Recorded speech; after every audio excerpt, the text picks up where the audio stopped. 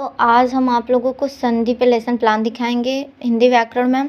सबसे पहले हमने सामान्य उद्देश्य लिखा। सामान्य उद्देश्य में हमने 5 पॉइंट रखा। उसके बाद हमने विशिष्ट उद्देश्य रखा। विशिष्ट उद्देश्य में 3 पॉइंट रखा। उसके बाद हमने सहायक सामग्री डाला है। फिर हमने पूर्व ज्ञान में हमने पहले एक बार देख लेंगे कि बच्चे को संधि आ रहा है कि नहीं, कुछ नॉलेज उसको है कि नहीं है। उसके बाद हमने प्रस्तावना प्रश्न डाला है। प्रस्तावना प्रश्न में आप चाहे तो 3 क्वेश्चन भी डाल सकते हैं, चाहे तो 5 क्वेश्चन भी, चाहे तो 4 क्वेश्चन भी डाल सकते हैं। उसके बाद उद्देश्य कथन शिक्षण विधि में हम व्याकरण बना रहे हैं, इसलिए हम आगमन विधि का ही प्रयोग करेंगे। उसके बाद हम प्रस्तुतिकरण में प्रथम अन्वयति डालेंगे। अगर आप चाहें तो 2 अन्वयतियों में बना सकते, चाहे तो 3 अन्वयतियों में बना सकते, जैसा आप चाहेंगे।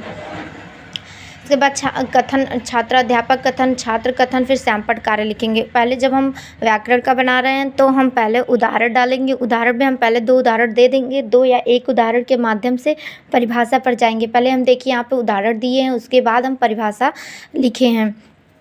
उसके बाद हम जो परिभाषा लिखे हैं उसका सिद्धांत निरूपण भी दिए हैं। उसके बाद हमने उदाहरण और परिभाषा को बताते हुए फिर अभ्यास प्रश्न दिया हुआ। अभ्यास प्रश्न में आप चाहे तो 3 प्रश्न भी पूछ सकते हैं और 4 प्रश्न भी पूछ सकते हैं।